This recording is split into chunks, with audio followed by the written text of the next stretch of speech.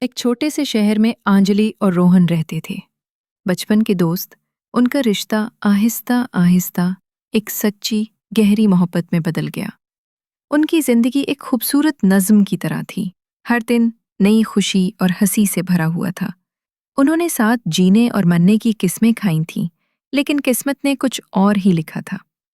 ایک دن روہن کو بڑے شہر میں ایک بہتر ملازمت کی پیشکش ملی۔ مجبورا اسے چند سالوں کے لیے دور جانا پڑا۔ وعدہ تھا کہ وہ جلد ہی لوٹے گا اور آنجلی سے شادی کرے گا۔ شروع میں سب کچھ ٹھیک تھا، روز لمبی باتیں ہوتیں، خوشی اور بے چینی دونوں میں، مگر آہستہ آہستہ روہن کی کالز کم ہونے لگیں۔ اس کے پیغامات چھوٹے اور خشک ہونے لگے۔ آنجلی کا دل گھبرانے لگا۔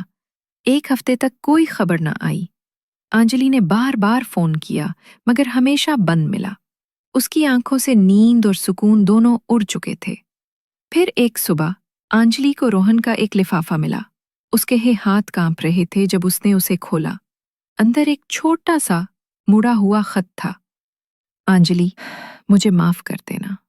میں جو جانتا ہوں میں نے تمہارے ساتھ اچھا نہیں کیا۔ یہ شہر، یہ نئی زندگی، اس نے مجھے بدل دیا ہے۔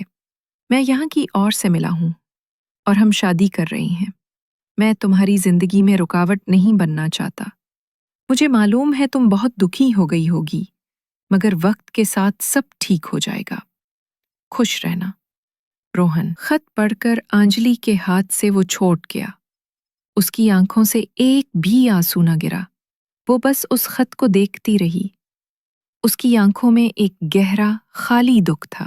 اس دن اس کی خوشی، اس کی محبت اور اس کے سارے خواب اس ایک کاغذ کے ٹکڑے کے ساتھ دفن ہو گئے۔ وہ کبھی آگے نہیں بڑھ پائی۔